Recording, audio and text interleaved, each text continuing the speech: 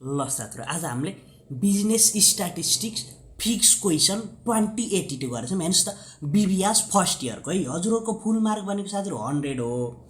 Pass mark हुनला 35 ले pass भइन्छ है। सबभन्दा सुरुमा हामीले के छलफल गरौँ भन्दाखेरि सिलेबस डिस्कसन गरौँ है। हजुरको सिलेबस हेर्नुहोस् त। अब सिलेबसमा हामीले पढ्न पर्ने त हेर्नुहोस् त 14 वटा टपिक छ हामीलाई पढ्न पर्ने, जसमध्ये यसमा साथीहरु तीनटा युनिटमा थ्योरी छ, अरु सबैमा के साथीहरु न्यूमेरिकल छ है। बुझ्नुहुन्छ नि, न्यूमेरिकल। हेर्नुस् त, थ्योरी भनेको हामीलाई एउटा भनेको इन्ट्रोडक्सन अफ स्ट्याटिस्टिक्स युनिट 1 मा भयो। अब यो युनिट 2 मा फेरि मिक्स छ है। यसमा साथीहरु न्यूमेरिकल पनि छ, हल्का थ्योरी पनि छ, हाल्दिन पनि सक्छ के। अब अर्को 10 मार्क्सको ला थ्योरी भनेको स्याम्पलिङ र एस्टिमेसन है। मैले सर्टकटमा लेखेछु यति मात्र, अरु भनेको सबै न्यूमेरिकल। अब हेर्नुस्, अब कति मार्क्सको कहाँबाट आउँछ त्यो पनि बुझ्नुस् है। अब भेरी सर्ट क्वेसन भनेको साथीहरु 2 मार्क हो, बुझ्नुहुन्छ। तर सर्ट क्वेसन भनेको 10 मार्क्स, तर लङ क्वेसन भनेको साथीहरु 15 मार्क्स। अब हेर्नुस् त, अब हामीलाई यति हेर्नुस् त 14 वटा मध्ये साथीहरु हामीलाई भेरी सर्ट क्वेसन आउने भनेको 10 वटा हो। अब कुन कहाँबाट आउँछ भने ट्याक्कै भन्न सकिन्न है। किन भन्दै साथीहरु, अब बिबिएस को टियु को अब जताबाट पनि राख्दिन सक्छ के, बुझ्नुहुन्छ नि। फेरि एउटा के छ भन्दाखेरि एउटा 2 मार्क्सको थ्योरी त पर्छ, यो फेरि फिक्स हो, बुझ्नुहुन्छ नि। 2 मार्क्सको थ्योरी पर्छ। थ्योरीमा खासै भर नगर्नु है। 10 मार्क्सको पर्ने एउटा स्याम्पलिङ मात्र हो, स्याम्पलिङ। यसबाट पढ्न पनि सक्छ, नपढ्न पनि सक्छ, जम्मै न्यूमेरिकल पनि पढ्न सक्छ, नजुकिनला। थ्योरीमा भर पर्ने हैन, स्ट्याटिस्टिक्समा। अब हेर्नुस् त, अब सर्ट क्वेसनमा 10 मार्कको भनेको हेर्नुस् त कसरी आउँछ। हामीलाई 6 वटा पर्छ है, बुझ्नुहुन्छ नि। 10 मार्क्सको 6 वटा पर्छ। अब हजुरलाई के गर्छ, 5 गरेर डिभाइड गर्दिन पनि सक्छ। ड्याङ्गै एउटा टपिकबाट 10 मार्क्समा राख्दिन पनि सक्छ। अहिले रिसेन्टली के गरिरहा, 1-2टामा मिक्स गरेर राखिदिए 10 मार्क्समा। नाइ पनि धेरै जसो के गरेछ, 10 मार्क्सको सिधै डाइरेक्ट 1 घण्टा क्वेसन गराइदियो, सजिलो गराइदियो। झन् एकदम सजिलो राखेछ प्रिभियस इयरमा त। हेर्नुस् त, लङ क्वेसन भनेको 3टा पर्ने हो। अब हामीलाई के हुन्छ, भेरी सर्ट क्वेसन र लङ क्वेसनमा एउटा अर हुन्छ है, दुईटैमा अर हुन्छ के फाइदा छ भन्दाखेरि यति भरिमा हजुरलाई एकदम अप्ठ्यारो लागेको न्यूमेरिकलको पार्ट स्किप गर्न सक्नुहुन्छ। किन, जसरी पनि अब सर्ट 10 मार्क्समा आए पनि छोड्नी जाओ एउटा त, अब लङ क्वेसन आए पनि एउटा छोड्नी जाओ, जसरी पनि त्यही भएर। हेर्नुस् त, अब टोटल भनेको अब 2 मार्क्सको आउने भने 10 वटा क्वेसन हो, 20 भयो। अब हामीले 6 वटा आए पनि हामीले गर्ने भनेको 5 वटा मात्र हो, 5 × 10 50। 3टा दिए पनि हामीले गर्ने 2टा हो, 2 × 15 30। अब हामीले के पढ्नु पर्यो त्यसको बारेमा छलफल गरौँ है। युनिट 1 को लागि साथै 2 मार्क्सको लागि, बुझ्नुहुन्छ नि। 2 मार्क्सको लागि हेर्नुस् त, limitation of statistics, importance of statistics, method of collection of data, problem and precaution of collecting data. Data collection गर्दाखेरि अब प्रब्लम के हुन्छ, एकदम लामो टाइम लाग्न सक्छ हैन। तर रिलेटेबल डेटा हामीले कलेक्ट गर्न नसकिला। प्रिक्वेसन फेरि, अब प्रिक्वेसन कसरी अपनाउन सकिन्छ, हामीले के गर्नु पर्यो, सबभन्दा सुरुमा के गर्नु, खोज गर्न पर्यो, रिसर्च गर्न पर्यो, तीनवटा कुरा। अब हेर्नुस् त, अब युनिट 2 बाट यसबाट पनि 2 मार्क्समा हाल्दिन सक्छ है, नजुकिनला। Objective of classification of data, the types of classification. तर डेटा क्लासिफिकेसन भनेको के हो, तर प्राइमेरी र सेकेन्डरी डेटा पनि पढ्नु होला है। प्राइमेरी भनेको साथीहरु अब फिजिकल्ली गएर लिएर आएको डेटा हो। अब सेकेन्डरी भनेको त हामीले अब स्रोतबाट के हामीले बुक पढ्दियो भने यो सेकेन्डरी हो कि, बुझ्नुहुन्छ नि। अब यसबाट न्यूमेरिकल पनि हाल्दिन सक्छ है 5 मार्क्समा। हेर्नुस् त, एकदम सजिलो।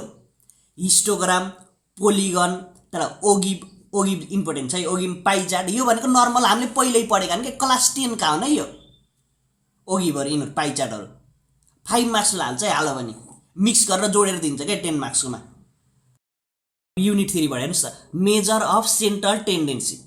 अब यसमा भनेको हेर्नुस् त, मिन मिडियम मोड हो। अब यसमा अर्थमेटिक पनि भन्न सक्छ, जियोमेट्रिक पनि भन्न सक्छ। अझ हामीलाई कसरी दिन्छ नि, मिडल 50 निकाल भनिदिन्छ, लोएस्ट 25 बन्दिला मानव, लोएस्ट 30 बन्दिला, हाइएस्ट 75 बन्दिला। अब के गर्नु पर्यो, मिडल भन्ने केसमा 2टा निकाल्न पर्छ। 2टा कसरी, हेर्नुस् त, यो 50 भने हाम्रो टोटल पर्सेन्ट हुने भनेको 100 हो।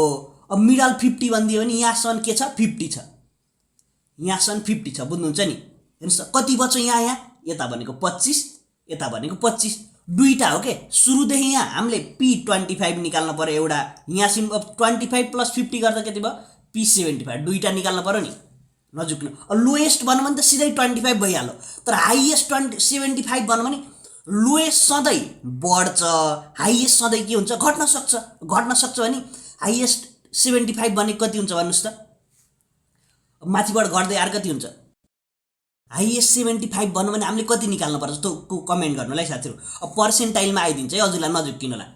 अब इन मिन मिडियम मोड भन्ने त अब नर्मल्ली पहिल्यैका हो नि। अब यहाँ चाहिँ के गर्छ, हल्का घुमाइदिन्छ कि यस्तो प्याटर्नमा दिन्छ कि हामीलाई, बुझ्नुहुन्छ नि। धेरै रहेछ मिडल, यो भनेको प्रिभियस इयरमा यसबाट 15 मार्क्समा हालिदिएको छ, लङमा हालिदिएको छ, नझुक्किनु होला।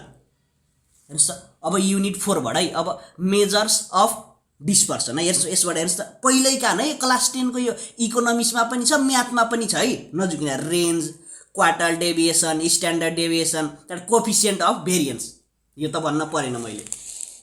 अब हेर्नुहोस् त, युनिट 5 बाट स्क्विनेस, क्रुन्टोसिस एन्ड मोमेन्ट है, हेर्नुहोस् त, coefficient of skewness, coefficient of kurtosis बाई के भन्छ, method of moment method use गरेर निकाल भन्छ है हामीलाई।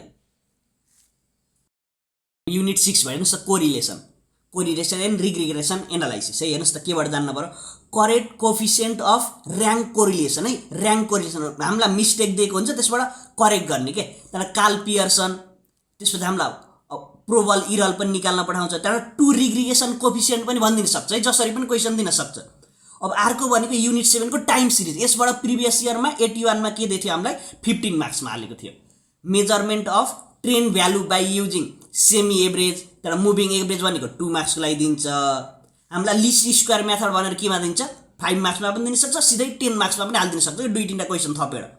तर सिजनल इन्डेक्स, अब अर्को भनेको त यो त अब क्लास 10 मा इकोनोमिक्स पढ्ने, क्लास 11 मा 12 मा पढ्ने साथीहरूलाई थाहा छ, सेम हो। हेर्नुहोस् त, इन्डेक्स नम्बर लेस्पियर मेथडबाट, पास्सी मेथडबाट। अब यहाँ यसमा मिक्स के भनिदिन्छ, फिसर मेथड भन्छ के, दुईटैको मिक्स भनेको फिसर हो। अब यसमा हामीलाई हल्का बढाइदिन्छ, के भनिदिन्छ नि, टाइम र फ्याक्टर रिभर्सल टेस्ट पनि गरेर देखाऊ भनिदिन सक्छ। युनिट 9 मा हेर्नुहोस् साथीहरू, प्रोबाबिलिटी है, प्रोबाबिलिटीबाट प्रिभियस इयरमा के गर्थ्यो, प्रोबाबिलिटी र यो क्वान्टिटेटिभ एनालाइसिसलाई मिक्स गरेर 15 मार्क्समा दिएको थियो। हेर्नुहोस् त, अब के जान्न पर्यो हजुरले यसमा, एडिसन एन्ड मल्टिप्लिकेसन थ्योरम जान्न पर्यो, कम्बिनेसन रुल, त्यहाँबाट कन्डिसनल। यो भने क्लास 10 कै जस्तो छ है। अब युनिट 10 खै भन्नुलाई, युनिट 10 बाट साथै मैले के भनेको थिएँ अघि न, 10 मार्क्समा थ्योरी पर्न सक्छ भनेको नि, त्यो युनिट 10 को लागि त्यसैबाट प्रिपेयर गर्ने बुकबाट। अब हेर्नुहोस् त, युनिट 11 को यो दुईटै है, नझुक्किनुला। अब हामीलाई के भन्छ, म्याक्सिम्याक्स क्राइटेरियन युज, त्यहाँबाट मिनी म्याक्सिमिन, त्यहाँबाट मिनी म्याक्स, यसरी पनि भन्न सक्छ। अर्को के भनिन्छ न, पे अफ टेबल निकाल्न पनि पठाउँछ, इएमबी, इपिपिआई, इबिपिआई यसरी पनि निकाल्न दिन्छ। यो भनेको दुईटै युनिट 11 को है। अब मैले साथीहरू अब यहाँ 12 को छैन, 12 को किन छैन भन्नुला, 12 साथीहरू जसरी पनि हामीले त एउटा छोड्नै पर्छ नि। मैले के गरेँ, 12 को छोड्दैछु। हजुरले के भन्छ, मलाई त 12 को यो लिनियर प्रोग्रामिङ प्रब्लम आउँछ, मलाई त सजिलो लाग्छ भन्नु हो नि, एउटा जसरी पनि छोड्नु होला है। किन भन्नु होला, जसरी पनि हामीले एक्जाममा त अब लिभै गर्ने हो, एउटा स्किपै गर्न पर्छ। अल्लै के गर्नुस्, अब त हामीले के गर्ने हो, जम्मै जान्न त पर्छ, पढेको बेलामा सबै जान्ने हो, तर एक्जामको बेला फेरि नचाहिने पढ्ने होइन के। एक्जामको बेला त how to get better mark पनि है, हामीलाई त धेरै नम्बर चाहियो नि होइन। र तपाईँसँगै पढेको साथी पास भयो, तपाईँले त्यसले भन्दा जान्नुभएको थियो, मानौ तपाईँ फेल हुनुभयो, अब यहाँ के काम लाग्यो भन्नुहोस् त, लागेन नि। अब हामी के गर्ने हो, राम्रो अङ्क ल्याउने त्यही हो क्या। अब त एक्जाममा भनेको त्यही हो नि, बुझ्नु है। अब हेर्नुहोस् त, न्युमेरिकल भ्यालु निकाल्न पठाउँछ, हामीलाई के गर्ने, प्रोपर्टिज अफ डिटर्मिनेन्ट र क्रामर्स रुल युज गरेर है। अब मेट्रिक्स हेर्नुहोस् त, अब मेट्रिक्समा हजुरले के जान्न पर्यो, एडिसन पनि जान्न पर्यो, सबट्र्याक्सन पनि जान्न पर्यो, तर मल्टिप्लिकेसन पनि जान्न पर्यो, तर कोफ्याक्टर, ट्रान्सपोज, एडजोइन, तर इन्भर्स पनि जान्न पर्यो है। अब यति जाने इनफ हुन्छ है साथीहरू। हजुरले 60 मार्क इजिली ल्याउनुहुन्छ, यति पढ्नु भने एकदम गाह्रो पनि छैन है।